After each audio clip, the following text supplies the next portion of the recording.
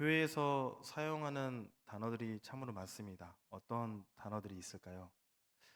쉽게 많이 들리는 단어는 아멘이라는 단어를 많이 하기도 하고요. 또 기도, 찬양, 설교, 또 말씀, 헌신, 봉헌, 또 교육, 이런 단어들이 저희들이 많이 사용하는 단어 중에 하나라고 할 수 있습니다. 많이 사용하는 단어 중에 하나를 한번 꼽자면 저는 섬김이라는 단어를 오늘 함께 나누고자 합니다. 섬김이란 무엇이겠습니까? 섬김하면 생각나는 것. 어떻게 하면 이것이 바로 섬김이다. 이렇게 할 수 있겠습니까? 어떤 사람은 섬긴다는 것은 바로 음식을 만들어서 내가 어떤 사람을 대접하는 것이 섬기는 것이다. 라고 생각하는 사람도 있을 것입니다. 또 어떤 사람은 누군가를 학교나 또 병원이나 아니면 공항이나 이런 곳에 내 차로 그분을 태워다 주는 것도 섬김이다라고 말씀하는 분도 있습니다.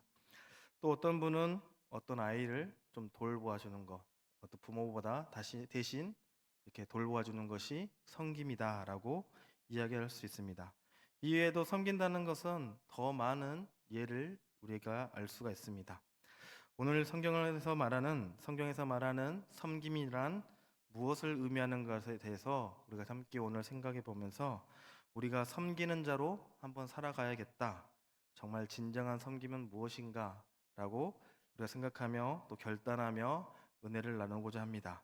그래서 오늘 설교 제목을 섬기는 자라고 한번 정해 보았습니다. 먼저 성경에서 섬김이라는 단어를 그 누구에게 사용했는지라는 것에 대해서 우리가 한번 알아볼 필요가 있습니다. 섬김 또는 섬기다라는 단어가 성경에 몇 번이나 기록되었다면 한번 찾아보니까 약 300번 정도가 섬기다, 섬김이라는 단어를 사용하고 있습니다. 그 중에 대표적인 구절을 한번 소개해 보자면 먼저 여호수아 24장 14절 말씀을 보면 그러므로 이제는 여호와를 경외하며 온전함과 진실함으로 그를 섬기라. 너희의 조상들이 강 저쪽과 애굽에서 섬기던 신들을 치워버리고 여호와만 섬기라 라고 말씀하고 있습니다. 즉 섬기다라는 단어는 주로 하나님과 우상에게 사용되었다는 것입니다. 우리가 예배를 영어로 말하면 우리가 잘 알고 있는 단어가 뭡니까? worship이라는 단어를 많이 합니다. 또 예배를 영어 단어로 다른 표현한다면 바로 서비스라는 단어로 표현할 수가 있습니다. 서비스 하면 우리가 서비스라는 말을 많이 하고 살아갑니다. 중국집에서 여러 음식들을 시키면서 뭐가 서비스로 나옵니까? 군만두가 나오죠. 그죠? 군만두가 나옵니다. 아니면 음료수가 서비스로 나오기도 합니다. 이것은 바로 주인이 그 손님에 대해서 귀하게 생각하고 베푸는 것이 바로 서비스입니다. 서비스라는 말은 바로 섬기다라는 뜻을 가지고 있습니다. 그래서 지금 우리들은 이 시간에 하나님을 서비스하고 있습니다. 즉 뭐라면 우리가 하나님을 섬기고 있다는 것입니다. 예수님도 이 단어를 똑같은 방식으로 사용하셨습니다. 마태복음 4장 10절 말씀에 보면 이에 예수께서 말씀하시되 사단아 물러가라 기록되었으되 주 너희 하나님께 경배하고 다만 그를 섬기라 하셨느니라 라고 말씀해 주고 있습니다. 섬기다라는 말을 누구에게 사용하고 있습니까? 섬기다라는 단어를 하나님께 사용하고 있다는 것입니다. 그래서 섬기다라는 단어의 의미는 사람이 하나님을 대접하는 태도나 행동이라고 말할 수 있습니다. 또 다음에 보면 사무엘하 16장 19절의 말씀을 보면 또 내가 이제 누구를 섬기리이까 그의 아들이 아니니까 내가 전에 왕의 아버지를 섬긴 것 같이 왕을 섬기리다 하니라 라고 말씀해 주고 있습니다. 구약 성경에서 보면 백성이 왕을 섬기다 라는 표현이 아주 많이 나오고 있습니다.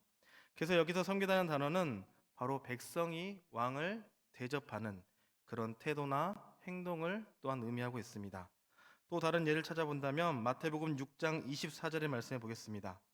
한 사람이 두 주인을 섬기지 못할 것이니 혹 이를 미워하고 저를 사랑하거나 혹 이를 중히 여기고 저를 경히 여김이라 너희가 하나님과 재물을 겸하여 섬기지 못하느니라 라고 말씀하고 있습니다. 한 사람이 두 주인을 섬기지 못한다 라고 말씀하고 있습니다. 여기서 섬기다라는 뜻은 바로 종이나 노예가 주인을 대접하는 태도나 또 그런 행동이라고 말할 수 있습니다. 이렇게 해서 약 300번 정도가 이런 섬김, 섬기다라는 단어가 이렇게 나오는데, 지금까지 이 말씀드린 것을 크게 세 가지 의미로 사용되고 있다라는 것을 좀 발견할 수 있었습니다. 즉, 섬김이라는 이 단어는 내가 바로 하나님을 섬긴다, 또 왕을 섬긴다, 또 주인을 섬긴다라는 그런 문장에서 사용되었음을 우리가 볼 수 있습니다. 쉽게 표현하자면 바로 작은 자가 큰 자를 떠받들고 또 대접하는 것을 의미할 때 사용되었다는 것을 볼 수 있습니다. 이것이 성경에서 가장 많이 사용된 섬김의 의미였습니다. 그런데 예수님이 이 땅에 오시면서 사람들이 듣지도 못한 그런 아주 놀랍고 새로운 말씀을 하게 됩니다. 마태복음 23장 11절 말씀입니다. 너희 중에 큰 자는 너희를 섬기는 자가 되어야 하리라 라고 말씀합니다.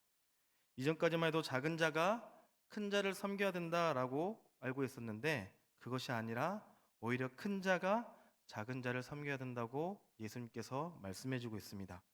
이 말씀은 이제는 작은 자가 큰 자를 더 이상 섬길 필요가 없다라고 말씀한 것이 아니라, 진정한 섬김이라는 것은, 즉 참된 섬김이라는 것은 바로 무엇인지 알려주는 것입니다. 그래서 참된 섬김은 큰 자가 작은 자를 섬겨야 된다. 예수님께서는 이 말씀을 제일 먼저 실천에 옮기셨습니다. 마태복음 20장 28절의 말씀을 보면, 인자가 온 것은 섬김을 받으려 함이 아니라 도리어 섬기려 하고 자기 목숨을 많은 사람의 대속물로 주려 함이니라 라고 말씀합니다. 예수님은 하나님이었고 당연히 섬김을 받으셔야 할 큰 분이시지만, 작고 보잘것없는 저희들을 마치 하나님처럼 또 왕처럼 주인처럼 우리를 대접해주고 섬겨주셨다는 것입니다. 그러면 내가 내 형제자매 또는 내 이웃을 섬긴다라는 말의 의미가 무엇이겠습니까? 그것은 바로 내 형제자매가 비록 나의 하나님도 왕도 주인도 아니지만 마치 내 형제자매를 나의 하나님처럼 왕처럼 주인처럼 대접해 주는 것을 의미한다는 것입니다. 예전에 저희가 다녔던 교회에 보면 새신자들이 옵니다. 처음 교회를 나오는 분들을 5주간 VIP로 모셔서 예배 좌석에 VIP라는 그런 편말을 세워두고 그곳에서 앉아서 예배를 들을 수 있도록 가장 좋은 자리에 안내를 했습니다. 그리고 식사 시간이 되면 식당 한 공간에 아예 VIP 룸을 만들어서 그곳에 예쁘게 데코 장식도 해놓고, 식탁에는 식탁보를 깔아놓고 식탁 위에는 꽃병을 두고 그날에 나온 반찬을 가지런히 아주 보기 좋게 담아두어서 식사를 했던 그런 교회가 있었습니다. 새신자를 VIP로 이렇게 모셨습니다. 즉 Very Important Person, 교회에서 처음 나오신 분을 최고의 중요한 사람, 최고의 귀빈으로 생각을 하고 대접을 했다는 것입니다. 그렇게 새신자를 하나님처럼 왕처럼 또 주인처럼 대접하고 섬기는 것이 큰 자가 작은 자를 섬기는 것의 한 예라고 볼 수도 있다는 것입니다. 오늘 본문에서 예수님은 한 편의 드라마를 보여주심으로써 섬김의 의미와 섬김의 방법을 더욱더 실감나게 우리에게 구체적으로 보여주고 계십니다. 오늘 본문은 바로 예수님의 세족식 장면입니다. 예수님 당시에 손님으로 초대받은 사람이 잔치집에 도착하게 된다면 제일 먼저 그 손님의 발을 씻어 주셨습니다. 저희처럼 구두나 운동화가 아닌 샌들을 신고 또 흙길, 비포장된 길을 다녔기 때문에 오랜 시간 동안 길을 걷다 보면 발에 먼지가 많이 묻고 때가 많이 끼어서 발이 더러워질 수밖에 없었습니다. 그래서 초대받은 손님이 집에 도착하면 보통 종들이 그 손님의 발을 씻어 주셨습니다.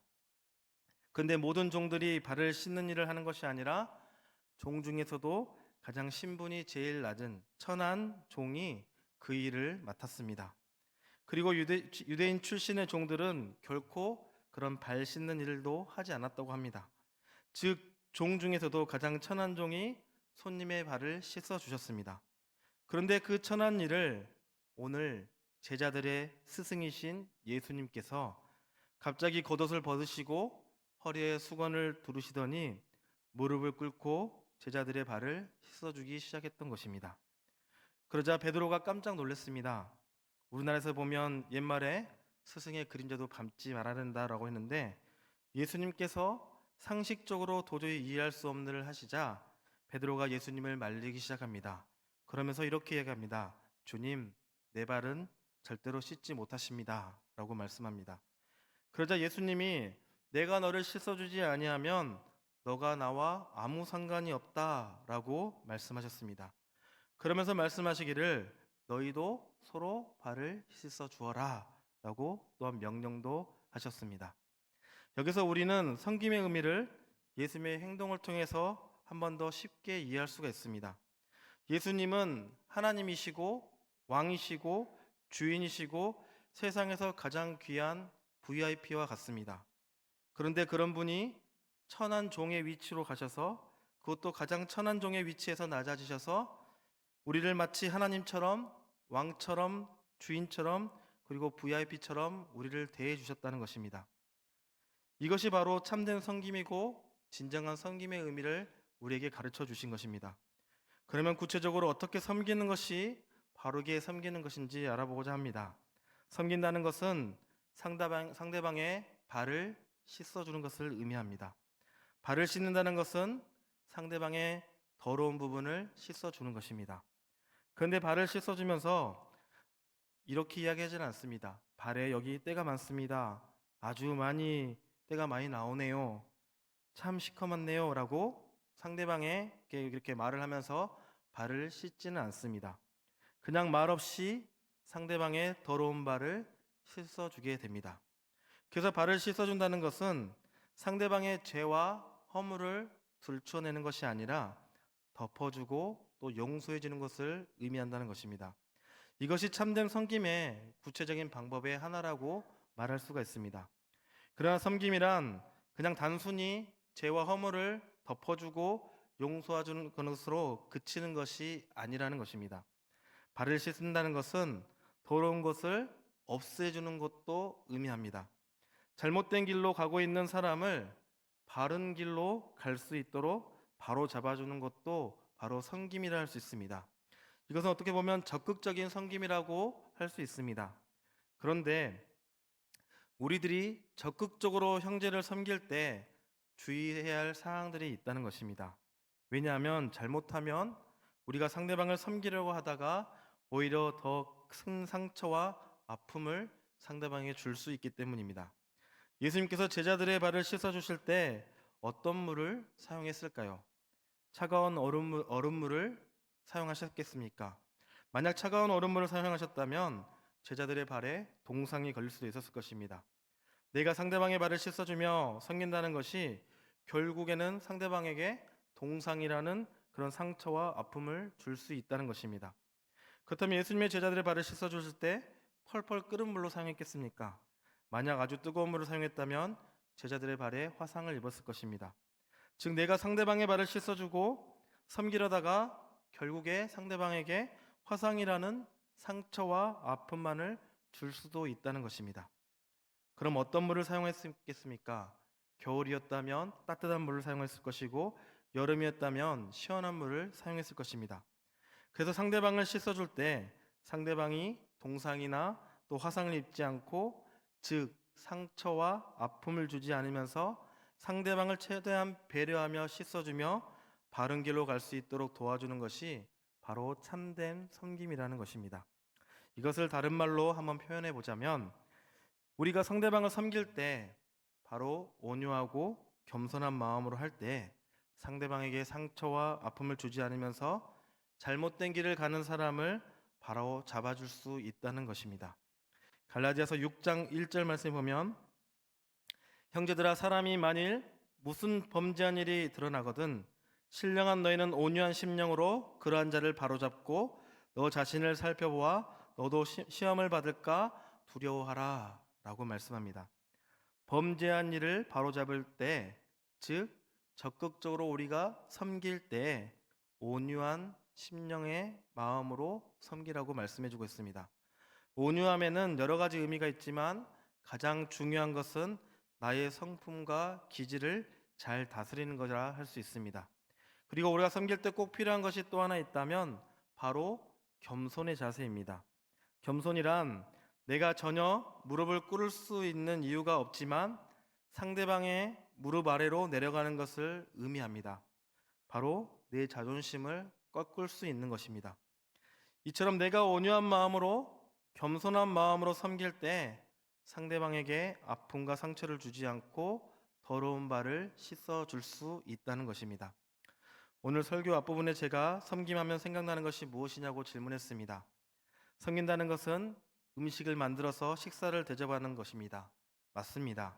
내가 누군가를 초대해서 하나님처럼 왕처럼 주인처럼 VIP처럼 우리가 생각하면서 온유하고 겸손한 마음으로 음식을 만들어서 식사를 대접한다면 참되게 잘 섬기는 것이라 할 수 있습니다.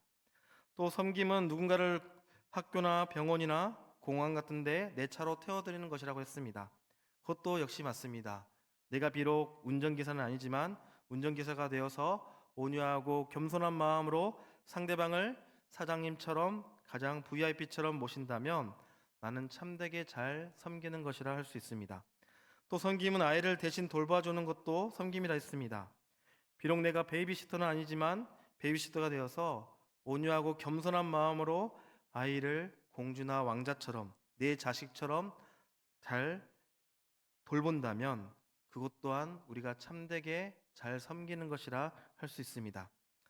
예수님이 우리의 주님이 되시는 이유는 예수님이 우리의 더러운 발을 씻어주는 분이시기 때문입니다.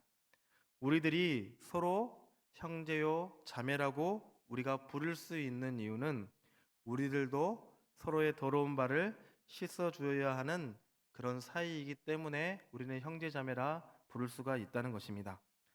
발 씻기를 거부했던 베드로에게 주님은 거부하면서 너는 나와 아무 상관없다라고 말씀하셨습니다. 우리도 서로의 발 씻기를 만약에 거부한다면 우리는 서로 형제 자매라고 볼 수가 없습니다. 만약에 서로의 발을 씻기를 거부한다면 형제 자매가 아니라 원수가 될 수도 있다는 것입니다.